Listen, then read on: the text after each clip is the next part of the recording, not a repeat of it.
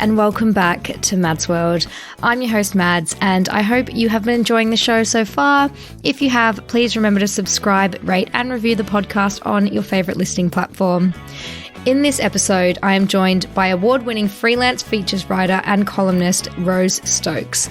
Having written for a range of titles including The Guardian, The Telegraph, Vice, Grazia and The BBC, Rose has explored everything from pregnancy, periods and the morning after pill, to sex workers, body image and mental health. With her broad knowledge on all things dating, sex and relationships, Rose makes the perfect guest for Mads World, so I am bloody thrilled to be joined by her to chat about all things love, life lessons and of course her best tips on flirting in a post-pandemic world. Hello, Rose. Hi. How are you? I'm good. It's about a week before Christmas and I'm starting to wind down and trying to get into the Christmas spirit, but obviously the news headlines at the moment are a little bit scary. I know. But London's becoming a little bit of a frightening place at the moment, but yeah, in a really good mood because got kind of not much on work-wise and I'm just busying myself making Christmas chutneys and oh my God, that sounds movies. lush. I love that. There's actually a massive time difference between you and I at the moment. So I'm in Australia. I've flown here a couple of days ago, which is so exciting. So I'm back for Christmas and yeah, I'm not working for 5 weeks. So it's my goodness. I know. Wow. Here we are. Look at us. That's amazing. Just living our best lives. I know. So I am so excited to have you on the podcast because you have written for so many amazing titles. So Grazia, Metro, Vice, Refinery, Guardian. And I would consider you an expert in so many diverse topics. You've written about everything from sex to relationships to dating to sexual health. And I absolutely love your articles. So I'm really excited to have you on the podcast. Thanks. I always say like the fact that I cover so much makes me actually not an expert. It's like jack of all trades, right? Yeah, jack of all trades or a master of none or something.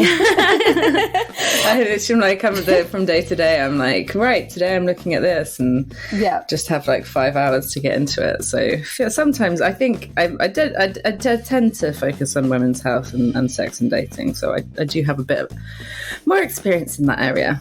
Yeah, and you have so many good insights and everything, so I'm super buzzing to have you on the podcast. I thought we could go with a topic like how to flirt, because that will sort of bring all of the things that you've learned into one, as it's a very good overview sort of topic. So let's get stuck into our speed date questions so everyone can learn a little bit more about you. What is your all-time favourite rom-com? It's Christmas at the moment, so I feel like I do really like The Holiday. I love The Holiday. Oh, actually, no, I know what it is. It's 10 Things I Hate About You. It's like that's the movie. Like, I remember it came out on VCR, so that's betraying my age a little bit. When I was like 10, and I got it for Christmas. And I remember I got a video player in my room, like when I don't know how old I was. Lucky girl. I used to watch it every week. Like once a week, and to the point where I could I know the whole script. It's amazing, and Heath Ledger is just such a heartthrob, isn't he? It's oh my goodness, so I miss him so much. Me too. It was just a national tragedy for Australians when he died. I can imagine. Like, he was so gorgeous. Like, yeah. I remember when he died being like more devastated than is acceptable for someone that you've never met. It's weird. It's weird when celebrities die. I had that with Steve Irwin as well, who was like another Aussie hero. Yeah. It was I just remember like my mum was crying for like a week. It was an emotional time for Aussies. Yeah, I mean, he's a big deal in Australia, right? Yeah, national hero. So I was going to say for my all-time favourite rom-com, I was going to say Love Actually because it is Christmas, but I feel like I watched it recently and it's kind of problematic. There's some parts of it I'm like, this is weird. Well, so I found The Holiday less problematic when I rewatched it. So I don't know if that helps. But like I'm trying, like it's really hard because Christmas comes around so quickly the older you get.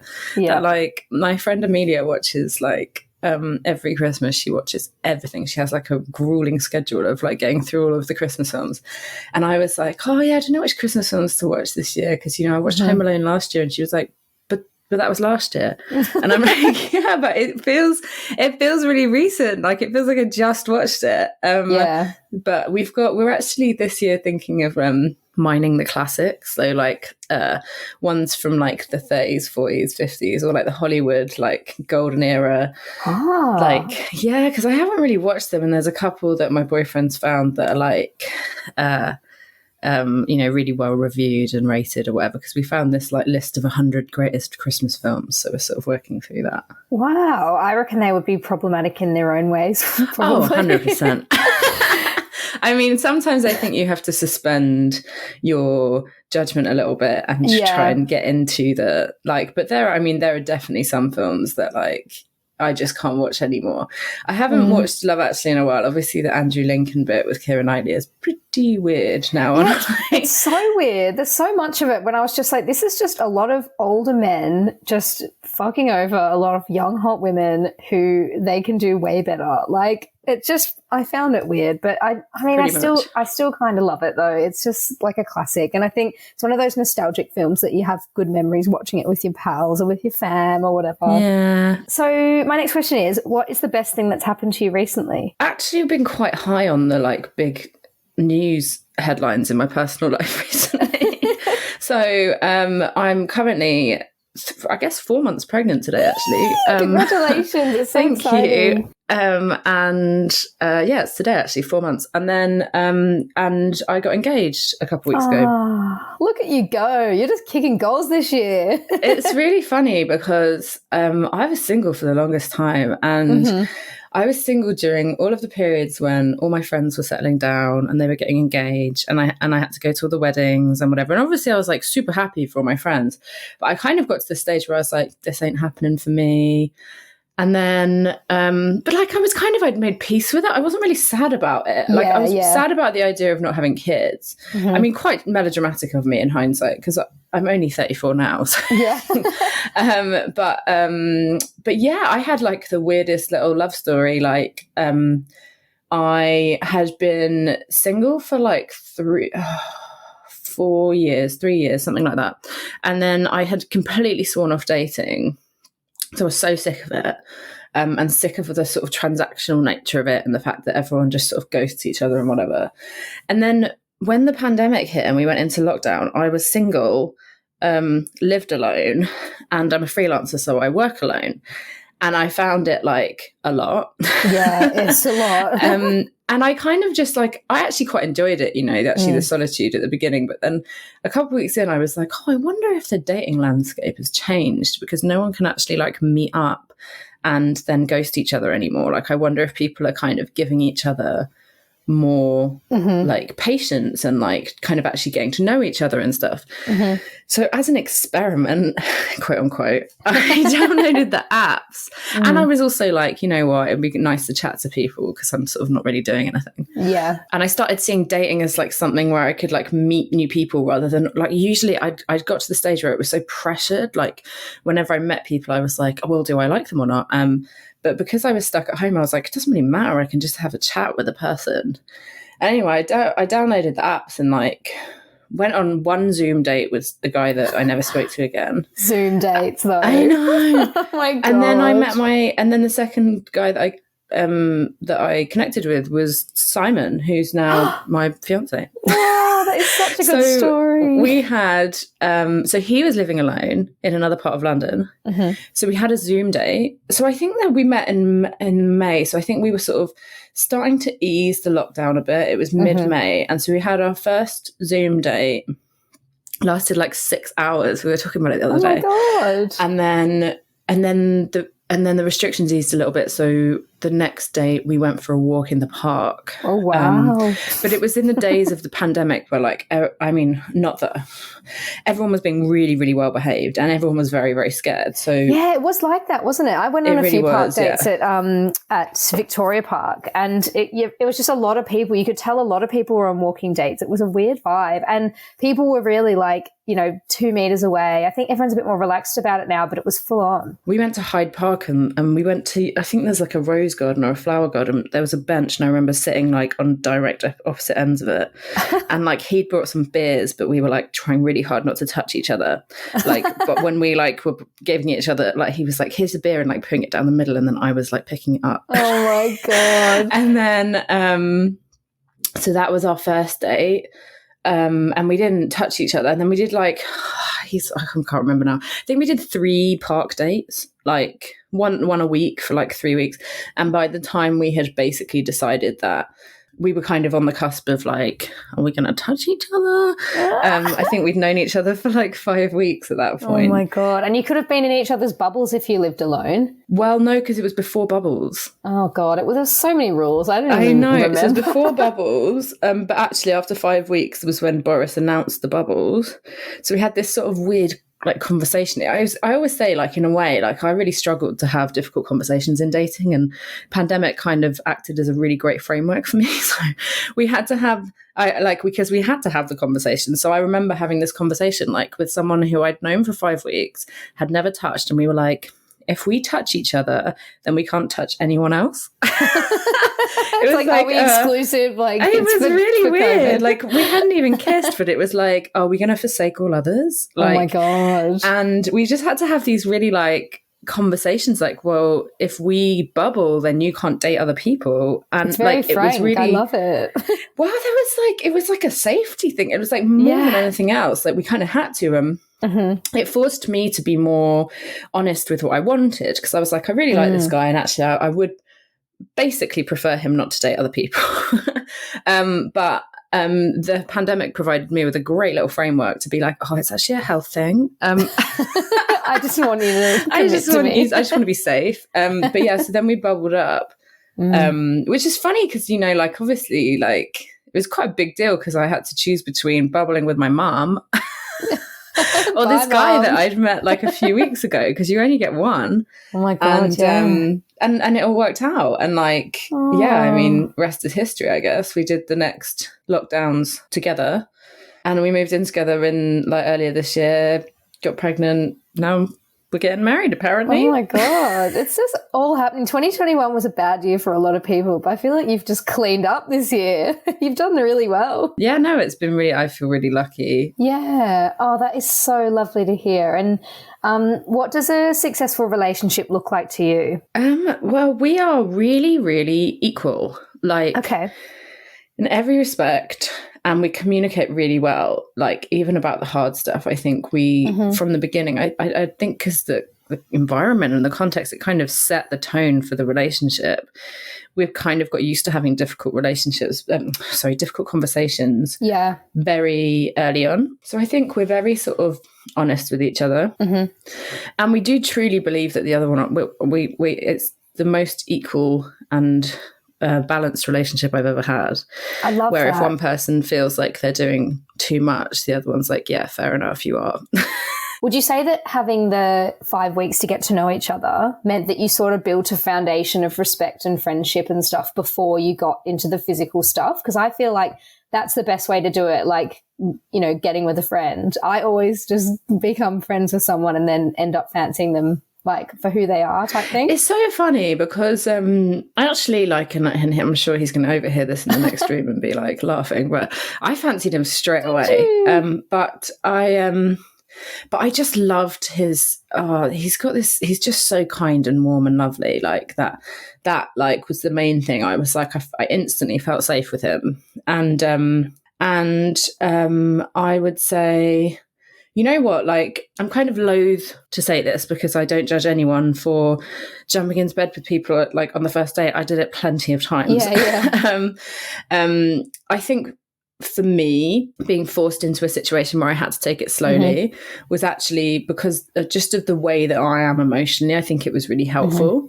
But I don't think that it's, you know, I don't think that there's any sort of unilateral rules that work for everyone. I think I had been dating in a way that wasn't working for me for a long time and struggling to find a way to enjoy it. And this kind of helped me to date in a different way that actually was better for me emotionally, because it meant that I was really confident before any of the physical stuff started sort of clouding my judgment.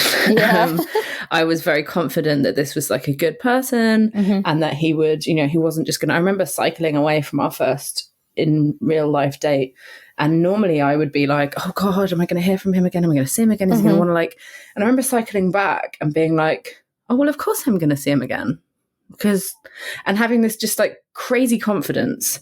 I was like, yeah, because that went really well and we clearly like each other. So, and I trusted him. I don't know. It's weird. But I think, yeah, it worked for me in that situation, but I'm sort of loath to say, because I just think everyone does things in their own way. And I know plenty of people that slept with each other on the first date and they got married. So I just think it's whatever works for you. It's what works for you, and it's what works for the two people together and that couple as well. Because, I mean, there's plenty of people that, do sleep with someone on the first date, or maybe their usual style is to like get to know someone and play the long game. But then, you know, it might work out for them in a certain partnership where sleeping with someone works better for them. So it just, you're so right. It really is dependent on both people. I think like every single relationship you enter in your life is going to be different. Like, and because it's all about the sort of alchemy of your union. I love that word. It's the same as like my mum says it about when you have a baby. Like every relationship that you have with every different baby you have is different because they're a different person and you're two different people together. Like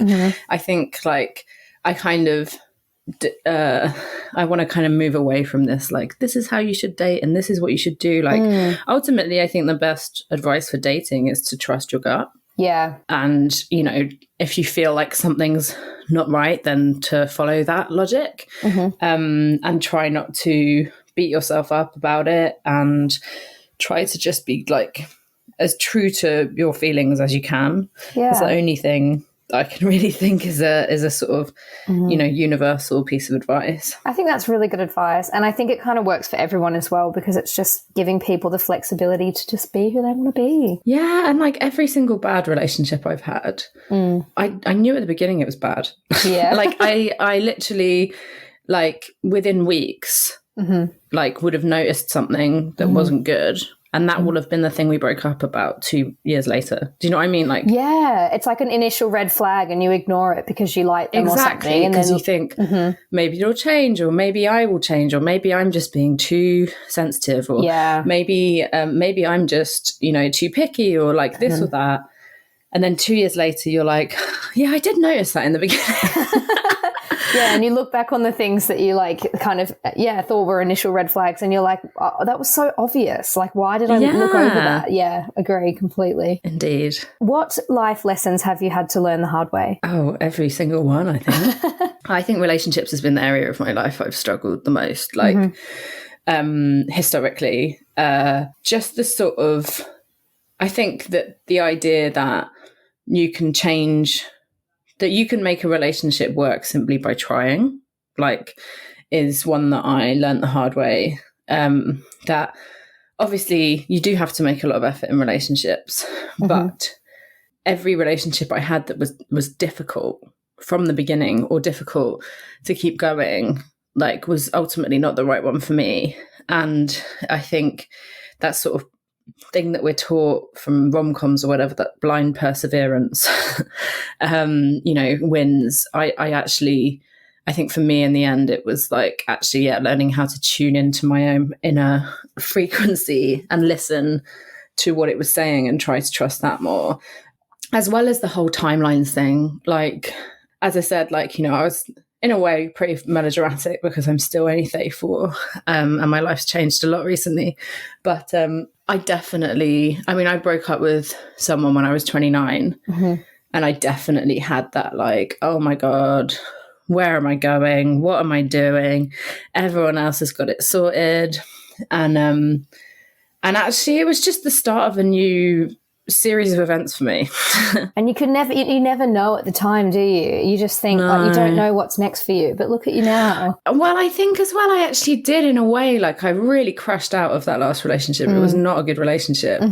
And I remember at the time having this little voice inside that was like, I think this is going to be the making of you. Like, I really and at the time, like, you know, I had a proper mental breakdown, and I was diagnosed with mental health problems. I started going to regular therapy. I got medication and whatever.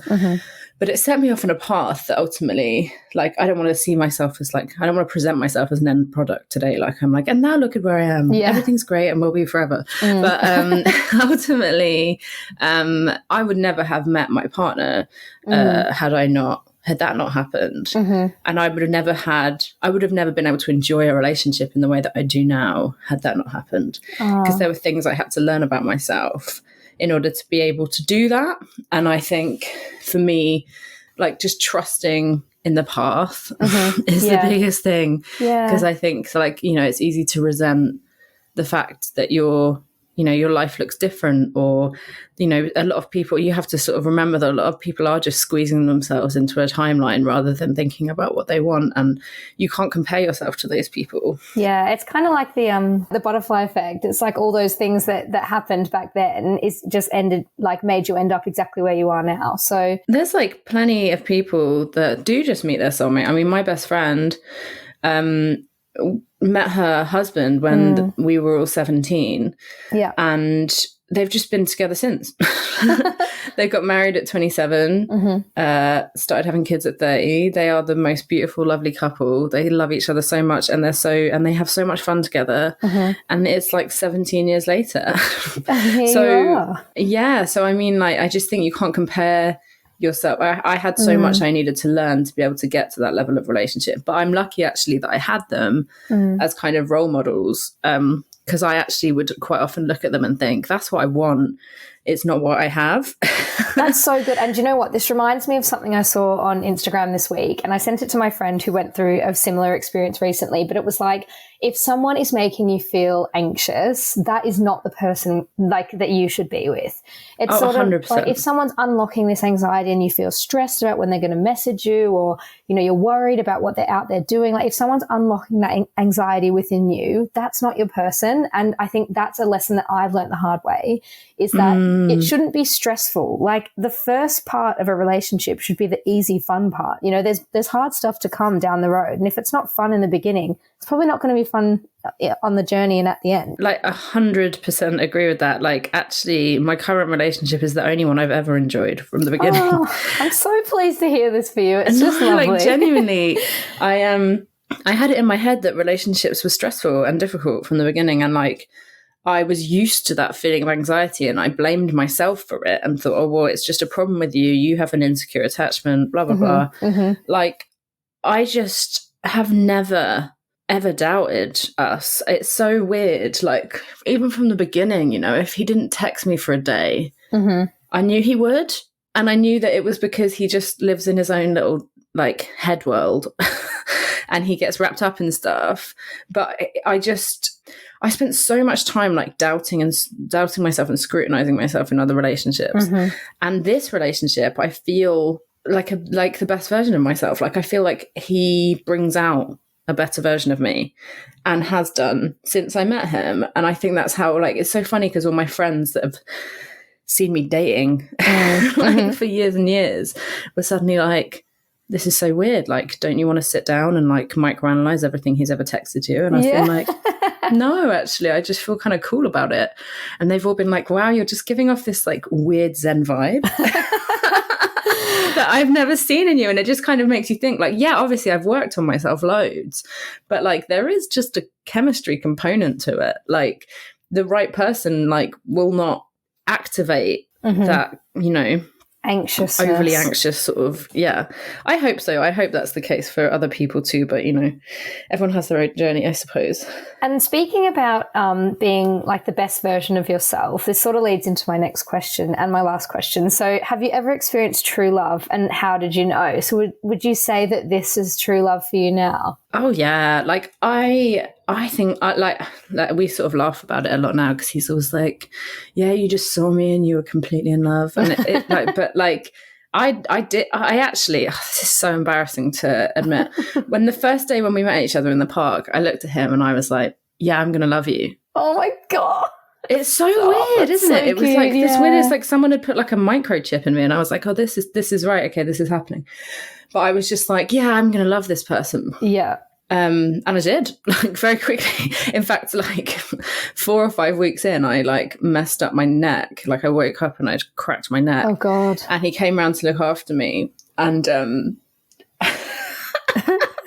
It's so funny. He picked me out of bed, like had to carry me like out. a baby. Yeah, and I remember saying, "Oh my God, I love you," and then being like, "Oh my God, why did I just say that?" Like literally, I had, and he was like, it was so adorable because I literally put my pillow over my head and I was like, "Oh my God, what have I done?" Oh my God, literally saying, "I love you" to the person you've dated for like 6 weeks. Yeah, I've done that before, and you feel so awkward about it. You're like, maybe they didn't hear, maybe they misheard, like, you know, maybe it's just like not what I thought would happen. But we just laughed so much, and then I basically was like, "Look, I've shown my cards, like when you're ready, like can you be the one that says it, because you obviously know I already do." Like, yeah. and then he said it to me like a month or so later.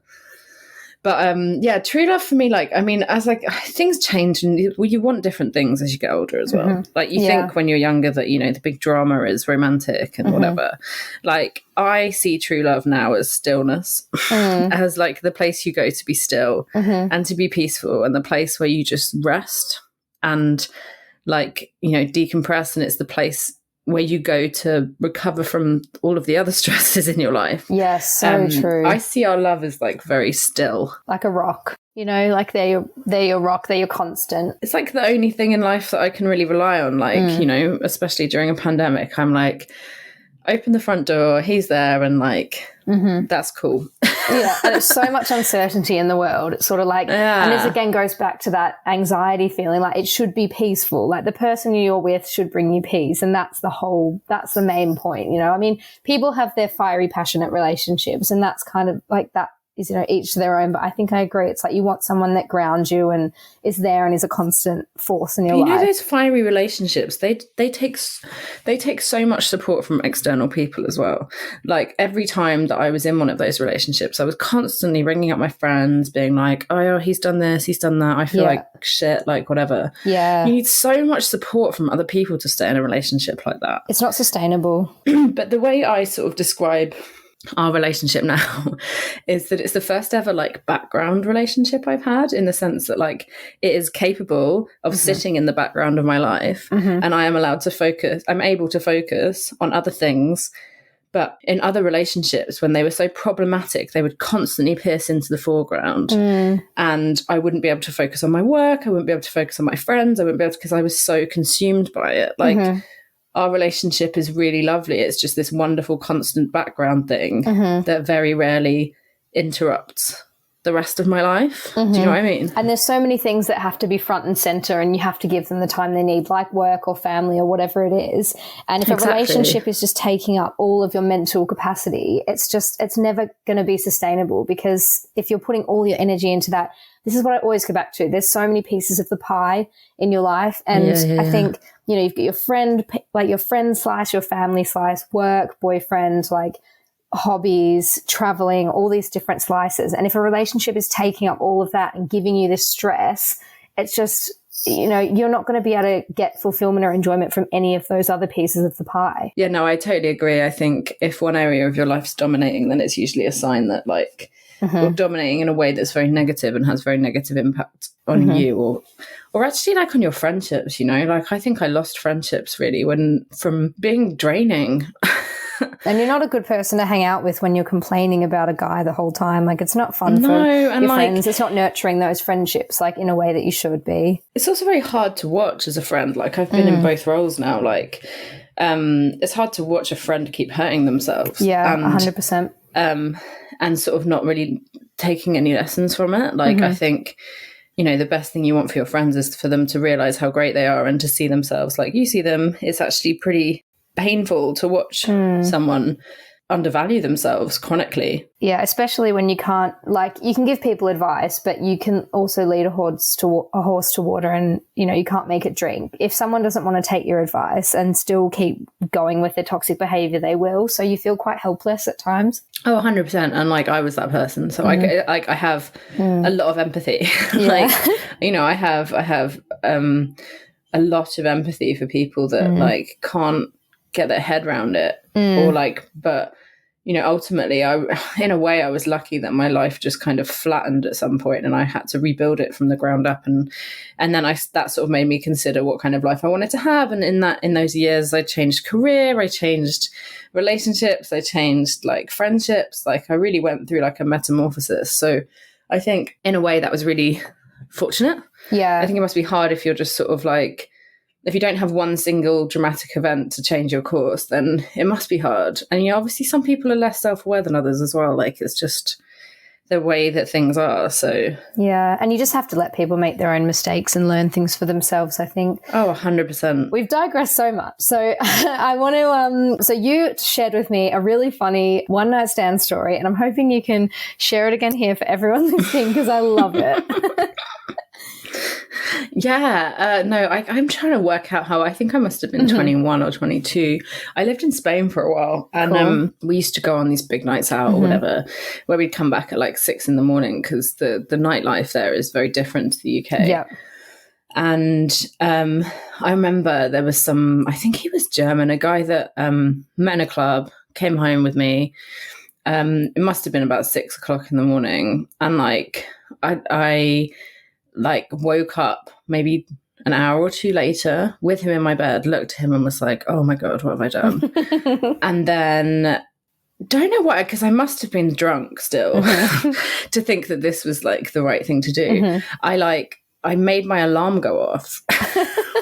I like set a phone alarm while he was asleep, made it go off, and staged having to go to work. No. So I literally was like, oh, okay, I've got to go to work now. And he was like, didn't we literally just get back? And he was like, why did you go out on a night out like that when you had to go to work the next day? Like, that seems really irresponsible. And I was like, yeah. Had to go and like turn the shower on, pretend to have a shower, put on like my work clothes. And like, I really like, I felt so, I mean, I was so drunk still, like, and really had to be like, right, you've got to go. He was like, well, can I stay here? And I was like, no, you can't stay. And then like kick the poor guy out like at like 7:30 in the morning or something. Oh, no. And then just went back to bed for the day. But like at the time I was like, I felt like James Bond. I was like really, really good espionage, like sort of like covert operations. Like he'll never guess. It's so like what is this drunk girl doing? Why is she pretending she's got work? I remember I didn't actually have a job because I was a student. Oh, so I remember him asking like, where do you work? And just like making something up, like, and being like, oh, there's a cafe on that street. Oh my God. He was like, oh, I'll come see you later. I was like, yeah, see you there, mate. Yeah, so embarrassing. But I want you to tell your listeners your story that you told me, because that sounds like a good one too. Oh God, it's so good. So I thought, in the spirit of an episode about how to flirt, I would share a flirting win with everyone listening. So I actually can't believe I've never told this story before on the podcast. Like, it's been going for a year, and this is probably one of my most iconic stories ever.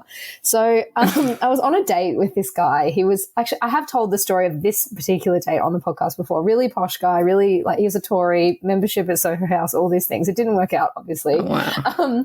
Anyway, I started getting this massive pain in my lower back. It felt like I was being like squeezed in half, like a flannel, like a face washer. I know. And I was like, I have to go. He's like, okay. Got on the tube, got to Chancery Lane. And at this point, I was on the floor in the fetal position, like, oh my God, I'm being ripped in half by something. Everyone was just looking at me. I was like, someone help. And no one helped me. So I rolled out of the tube, rolled onto the platform, was just sitting there like, I can't move. Like, I was in agony. And the tube man helped me get to the surface. So obviously at Chancery Lane, there's a few escalators. I was like struggling to get up there. I got halfway and I was like, call an ambulance. Like, there's something not right. And I went onto the street, like in the street next to a bin, pissed myself because I was in so much pain and it was so bad. And then the ambulance came and it was these two guys. One of them was like this young Aussie guy. And I felt like I was in the street, in the gutter, having wet myself. And I was like, that guy's so cute. And I was literally at this point, I was like half dead. And we got into the ambulance and they gave me loads of morphine and stuff. And I was just there like, I am in love with this guy. And he was just like, it was like Florence Nightingale syndrome or something. Like, this man's taking care of me. I was just like, oh my God, like, this is my guardian angel. I just love you so much. And like, they took me to the hospital, and he was like flirting with me low key, and I could tell, but I was like also just like covered in piss, like dying in the back of his ambulance. And, oh my God. And then when he dropped me at A&E, he like gave me the mouthpiece of the morphine thing that I was sucking on. He goes, "Here, this is a little gift from me." And I was like, "Stop flirting with me. I'm like in a wheelchair. Like, this is weird." But also loved it. And then it was fine. I just had this UTI that had gone into my kidneys. So it was all good. Okay. Antibiotics, that's fine. And then the next day I was telling my housemates, I'm like, "Girls, you don't understand. Me and this guy had a connection." And they're like, "You were just really high on morphine." I was like, "No, you don't understand." And so I went into this Facebook group called Aussies in London, and it has about 100,000 Australians. They all live in London. And I was like, "Guys, you need to help me. Does anyone know the paramedic that was working last night? This is what happened. This is what he looks like. I don't know his name, but he's just like, you know, blondie, ginger hair, like really Aussie paramedic." And then it went viral in the group, and everyone was tagging all their mates, tagging their ambulance friends, being like, "Who was working last night? Was this person working?" And like eventually one guy was like, tags this guy, and I think his name was Mikey, and it was the guy. So they hustled and they found the guy, and then we started messaging and started flirting, and we ended up going on a date, and then slept together. And he was like, "I'm going back to Australia," and I was like, "It's fine. This is just all I needed. This love story to come to a close." Oh, so it was unresolved, like.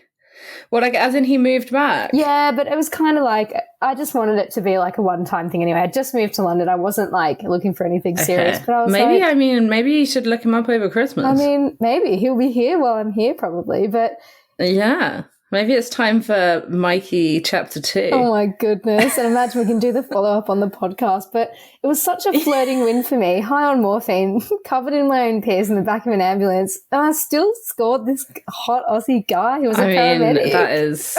That is a real coup. Oh, like, I'm very impressed. I know. And my dad's a paramedic, so I feel like daddy issues 101. Oh, yeah. I can see what's happened here. Yeah, it was, maybe I was just feeling homesick, but no, it was probably my biggest flirting win. So I just love that story. And I thought having you on the podcast, you've got so much insight in so many different aspects of dating and sex and relationships. I would love your insight on a bit of a flirting masterclass for everyone listening. And I can help input as well. Don't worry, because clearly I'm the master at this. High on morphine. Because it's like, I feel like if my boyfriend knew that that's what I was talking about, he'd be like, "You flirting." Because I like have like zero game. I was just like, "I like you so much," right from the beginning. Oh my God. I did read an article that you wrote called How to Flirt, and this was what inspired the topic, because I was like, do you know what? I feel like everyone's been in the pandemic. They don't know what they're doing. Everyone's not had close contact with people, and it's just now we've been thrust back into the real world, and people have to learn to flirt again in real life, especially with strangers. And I've had to relearn how to make conversation. Like, I really lost that skill.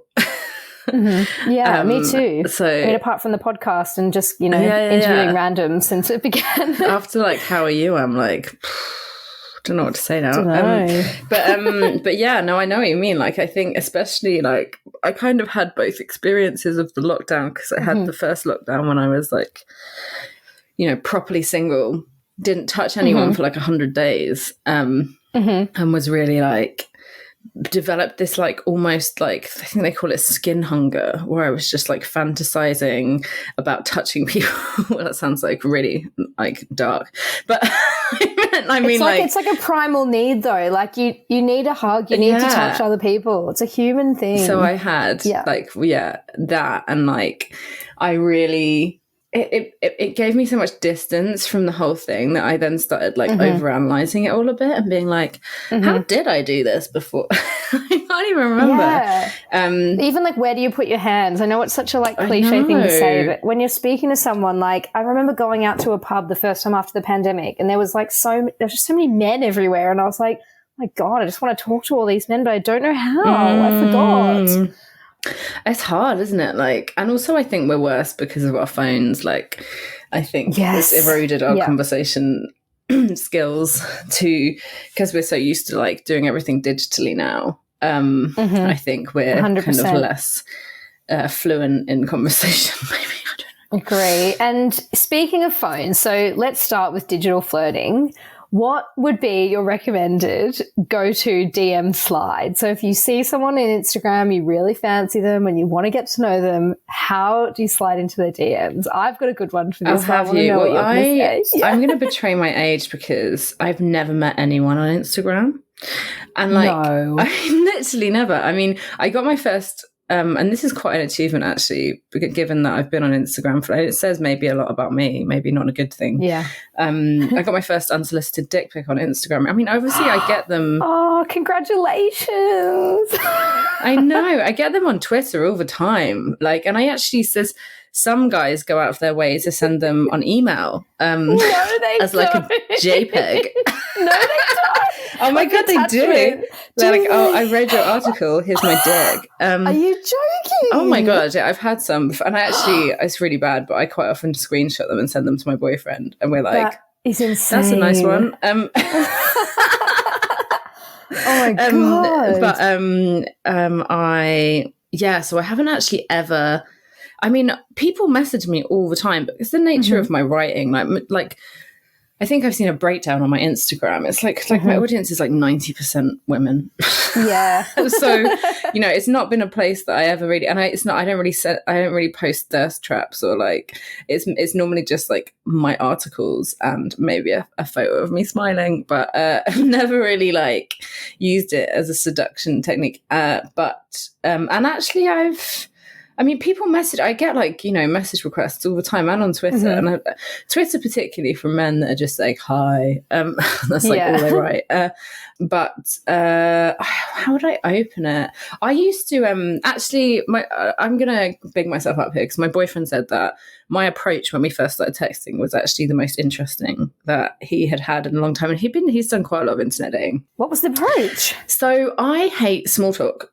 In like internet dating, in whatever, when you're texting a stranger, and I really don't like my main thing was not wanting to get dragged into like a pen pal situation where you never meet up. So I was like, hey, how are you? Like we sort of did the usual. I can't remember what the icebreaker was, something that was on his profile. I don't know. And then very quickly I was like, right, I want to play a game. And he was like, so I was like, we each get to ask 5 questions to the other one. Like whatever you want to know. But once the sort of like hook is that once you've answered, I have to answer too. So whatever I ask you, I have to answer as well. And we sort of started with sort of friendly ones like who's your best friend and whatever.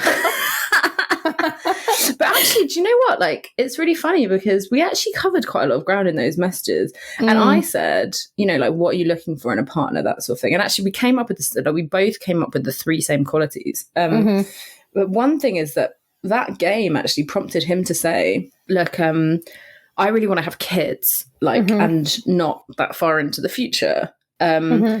So if you don't want that, then maybe, you know, we shouldn't meet up or take it any further because, you know, and I was like, oh my God, where's this man come from? Hallelujah. Like, I was like, because when you're dating and you're a 32-year-old woman and you want kids, right, that's a pretty important question to cover off, right? Yeah, but most men, or most of the men I've had experience with, would run a mile if in the first like conversation you have with someone, they're like, I really want to have babies.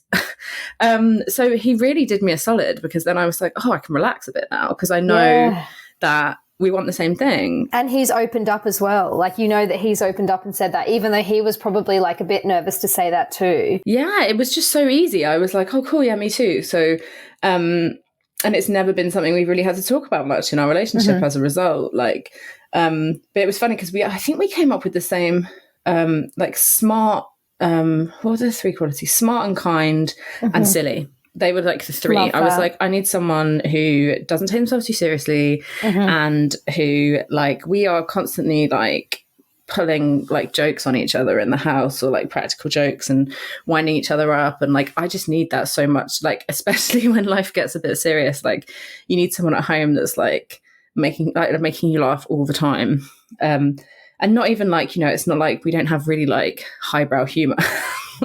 A lot of the time we're just narrativizing our cat and pretending like that he has like strange attitude problems or whatever, has his but own like thoughts and stuff. yeah, but like the silliness, like, so for me that game was really great actually, because I was just like, okay, I can't be bothered for us to, it gave like a little framework for us to be able to be like, what do you think about this, and what's your like, what's your work, and I don't know, I love that. And then some of the questions were more random, like what do you value more, this or this, or I don't know. I like the game suggestion, I think that's really helpful. In terms of like a DM slide, if we're going in cold and you're just going to DM someone, I think my go-to, it used to be the eyes looking to the left, like the emoji, just the eyes, because you don't know what it means. Like, am I flirting with you? Like, am I trying to say something? And then they come back and they're like, what is it? And I'm like, I'm in. You're going to get a notification now. So I'm here. I'm here for it. And also, they're not going to reply if they don't think you're cute. And at that point, you just cut your losses, and that's it. But if we're talking about someone a bit more special, so I used to like flirt with this Australian musician online, and they're pretty massive now, so I can't say their name. But I saw their gig, and then I ended up DMing him after it, being like, sexy, intelligent musicians. Oh, wait, this isn't Google. And then he replied and he was like, results show Steve Martin playing the banjo. And I was like, oh my God, I'm so in. And so I just kicked off. And I think because if you say something a little bit different, then someone's going to reply. I like that. Because I post a bit like, some like sexy pics on Instagram or whatever sometimes. I sometimes get some bit of, some weirdos messaging me on my DMs. If you're listening, you're not a weirdo. I love you so much. But they just say stuff like, hey, how are you? I'm like, no, I don't want to tell you how I am. That's who I would tell like a woman at the shops. Like, I don't want to talk to you about how I am. Like, say something fun. Keep it simple and send an emoji or send something totally weird and totally random that they have to reply to. Like, that they can't just look over them, or they have to be like, what the fuck are you talking about, or what is wrong with you? Because that means you're in there. Are there any rules or etiquette that you'd suggest around dating apps and flirting online? I think you have to be... So one thing I really hate, and it really used to bother me a lot, I mean, maybe this is... me and my other journalist friends talk about this quite a lot. If you're a journalist and people find out you're a journalist, the first thing they do is Google you.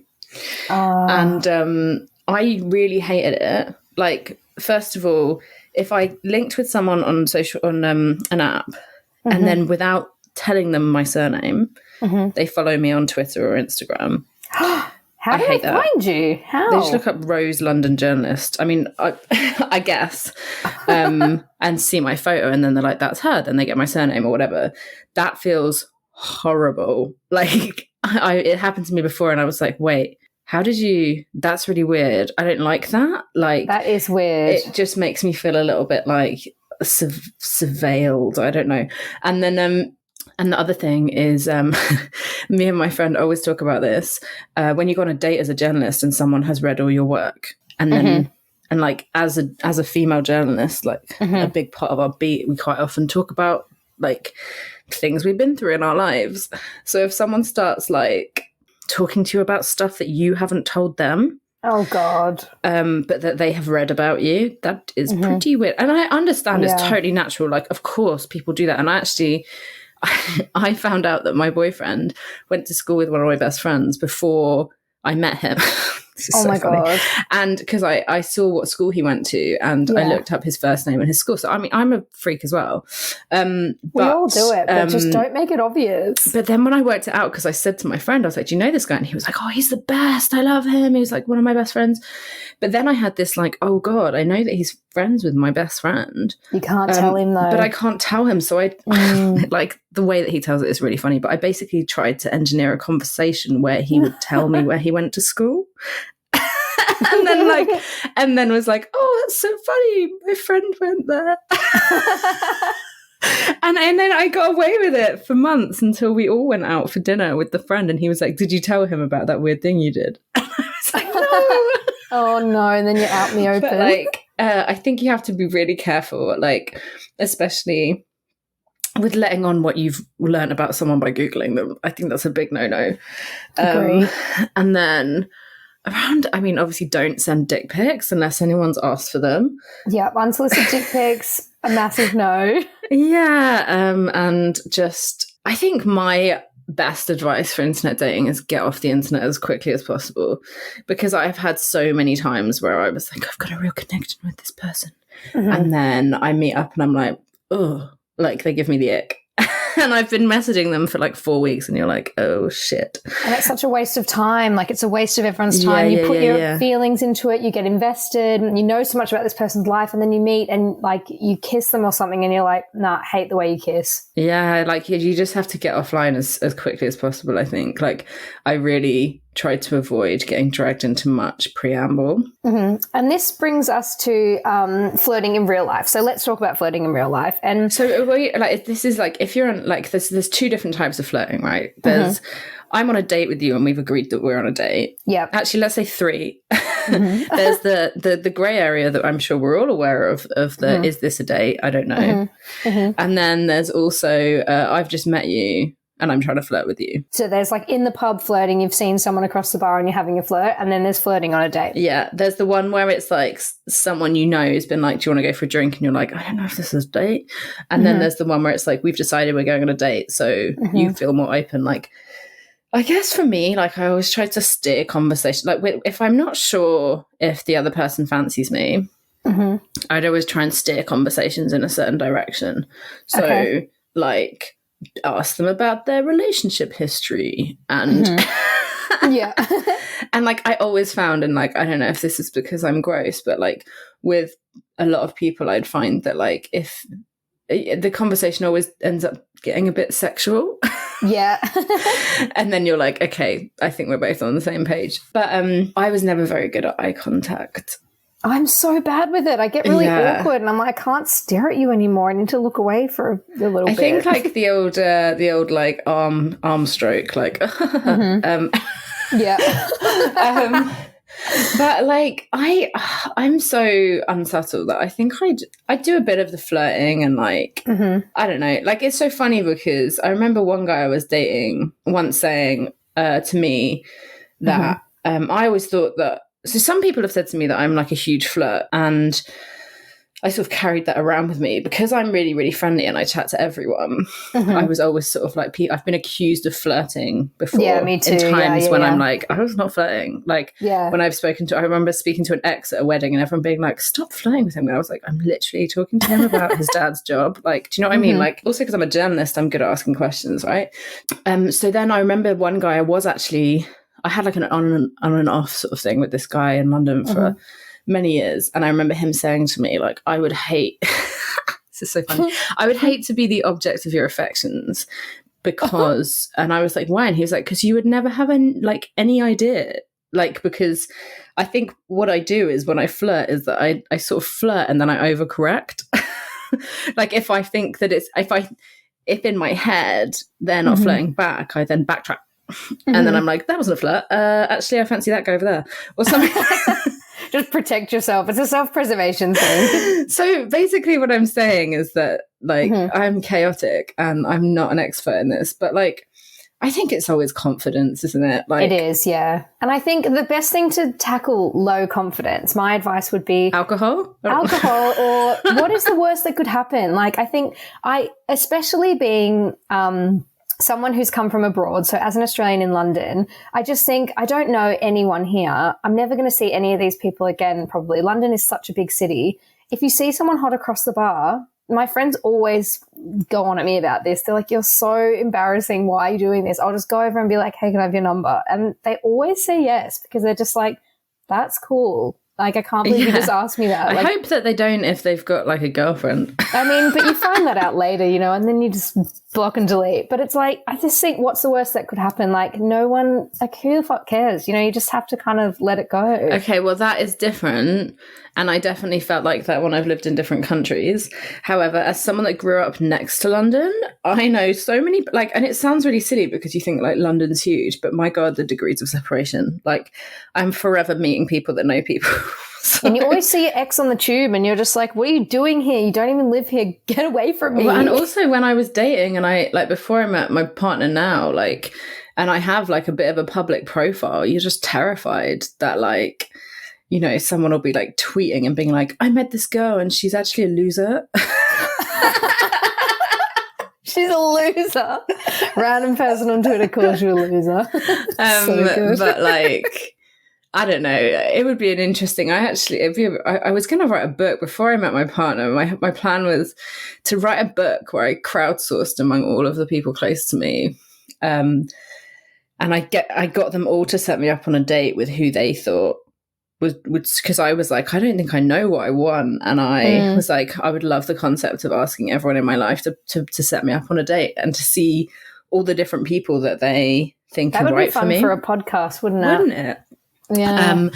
And I was like, my mum would definitely go for, like, you know, she always said that she thought I'd need to be with someone older, and she was always really like, you know, this is your type. And someone else would be like, no, you need someone fun and whatever. And like everyone sort of sees and values different aspects of your personality, right? So they all think that, and like the conclusion, which I had already reached before doing any of this, was that it would be like, there isn't really a type and it's all down to like chemistry, right? Yeah. But I think it's interesting because, yeah, I just, like, you know, when you're dating, you kind of have to. I was saying this to my friend the other day, actually. She's on the dating market currently, getting a bit frustrated, but actually knowing what you don't want is much more valuable. Definitely. And it comes back to like learning those lessons. Like you said, if you didn't go through all those experiences that you did with your different relationships, you wouldn't learn what you don't want and what you won't put up with, you know? And the extension of that is listening to it. Like like kind of returning to the first thing that we talked about, which is like, you know, recognizing that and then actually enforcing it, which are two totally different things. Yeah, because you can often learn and have bad experiences and then you just keep going through the same patterns again and again. I'm terrible for that. I always go for like gross band guys, and every time like, you're cringing me out, you need a shower, like you dress bad. Why do I keep going back? Well, I always think about that, like people attribute it to Einstein, but like I don't even know if it's an Einstein quote. It's one of those ones that floats around the internet, but that one that's like, definition of insanity is doing the same thing over and over and expecting a different result. Like I definitely that was my dating life before I met Simon, and actually before and actually because the whole world changed and the whole way we interact with people changed, like the way I approach dating changed, and then the result changed. So I really do think like he's the only person I've ever dated in this way and like with a different approach. And it's worked. And I mean, he also, I had sort of got to that stage, and I also like quite openly say to him, like, I don't think I would have swiped right for him before because he looked really nice. And usually I used to find that off-putting, which is so tragic. But I was like, you know what? I'm gonna like, this guy looks nice. I'm gonna see what he's about. And he was probably like the first person I ever thought that and swiped right, and then bish bash bosh. Yeah. So if we're saying the main issue with people face when it comes to flirting is confidence, how would you suggest they overcome this challenge? The eternal question, like how do you grow in confidence? I mean, I do think that dating gets easier the more you do it. Like, agree. I have a friend now who's like a pro. She like has one night a week, which is a date night, and she goes out with different people, and she's really like, today I'm feel like, she's just very like, nope, that wasn't for me, or yeah, okay, maybe see them for a second time, or like, because you get less self-conscious about it and you don't really have time to overthink it. So I think the more you do it, it's like exposure therapy. The more you do it, the less you worry about it, and the more confident you are in going and being there. No, I totally feel that. I think, do you know what's really helped me, weirdly, is doing the podcast. And I know this isn't advice that everyone can use, but it's just like learning to speak to new people. Like maybe like a way that you could adapt that is even approaching people in a bar as though you were traveling. So like, you know, just having a chat to someone, like there's no ulterior motive. It's just kind of like, getting used to speaking to new people in real life that you don't know and like learning about their life and, you know, what they like and what they're doing there and that sort of thing. Like just opening those conversations with new people. I think that's right. And also, you know, that's kind of what I was saying. Like when my approach to dating in the pandemic was very different because I started seeing potential dates as just people to get to know. Whereas before that, I was like, is this going to be the father of my children? And I was going in with so much expectation. Like when I went into the pandemic, I was just like, well, I'm not going to get to meet them for ages, so let's just see what they're about. And I just approached it in the way that I would approach meeting anyone else. Just like, hey, who are you? What do you do? What makes you tick? Like, and managed to detach that sort of pressure and expectation. I think that's a really good way of doing it. Like people think that dating is this whole sort of mystical thing. There's so many bullshit like advice things like floating around. Like I was told, you know, I'm a very like confident, assertive person. And I was always told that, you know, men don't like that and don't be like that and pretend that you're someone else is essentially what I was told. Yeah. And I found dating really hard as a result because I never felt like I could be myself. Like this relationship, I was just like, this is who I am. And like from the start, and it was just like, he was like, cool, I love, you know, assertive women. And like, I love that you're really strong and powerful. And I love that you're really successful and like, don't hide that. And he was really into it. Like, so, you know, I think ultimately trying not to play games. And I'd been given so many pieces of information, like, you know, people just being like, you should just like not like tell them what you want. You should not like sleep with them. You should not do. Well, there was a lot of don't do this with dating. Yeah. And I found it really like, I was like, oh, because that's just not the way I approach life in general. Like I'm quite open and honest and I'm pretty frank. And if there's a lot of things that you can't do, it's like you're in a straitjacket. You're just kind of like, oh my God, I can't say this. I can't do this. Like what do you do? Like my main piece of advice is fuck that. Yeah. Fuck that off. Like all of that bullshit. Like, yeah, okay, so I did manage to bag myself some relationships when pretending to be someone else, but guess what? Those relationships were rubbish because they weren't built on a foundation of like me being me, and I couldn't keep it up. You can only fake it for so long. Yeah, it's not sustainable. And so actually, like, you know, maybe, you know, as a very confident woman, like maybe there will be fewer guys that are interested in me, and maybe that means I will have to go out on more dates and maybe I will get rejected more, but when the right person comes, they will be like, this is what I like about you. Yeah. And I think this is how you keep it fun as well. Like, I think a lot of people forget, like, going on a date, it shouldn't be a chore. It shouldn't be like you're dreading it. Like, it's meant to be fun. And if you don't want to go out with someone, just don't do it. You know, like if you don't want to speak to someone in a bar, don't do it. But also, like, if you don't enjoy someone's company, like relationships are long, like, especially if you're like facing down the prospect of a lockdown. Like, I genuinely, like, I still just really enjoy my boyfriend's company. I'm like, yeah, he's such a cool person.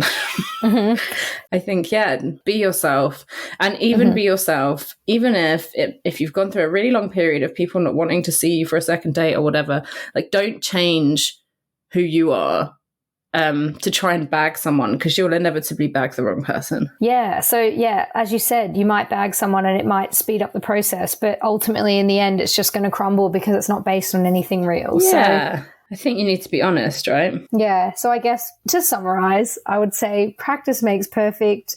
Get out there, just get chatting to people, whether you've got an intention to flirt with them or not. 100% though, I think you just have to be yourself. And I know that, like, you know, there's that like Men Are From Mars books and like women that are like, oh, what was the one? Someone made me read some book when I became single that was like basically telling you how to be like someone else. And like I did try that for a while, and I ended up in situations with men that I didn't really like. But then when I actually was just like, this is who I am, ultimately I found dating much more enjoyable. So yeah, and that's the thing, it's a process. Like, it's not all about the end goal of finding someone. It's just enjoy the time you have and learning from other people, and meeting people is fun. Like in its essence, like, you know, that's, you know, we're all just, you know, connecting with people all the time. Like, it's interesting, you can learn stuff, like seeing it as like a positive thing in your life rather than like a chore, I think is a good way to frame it. 100%. Well, thank you so much, Rose, for joining me for this episode of the podcast. It's been so much fun and I've loved having you. It's been really enjoyable. Thank you so much for having me and thank you for your patience. I hope you enjoyed my chat with the lovely Rose. Please let me know on my Instagram. It's at madsworld.mp3 or on my website, madsworld.co, if you have any stories or thoughts of your own to share. Love and elbow taps. Peace.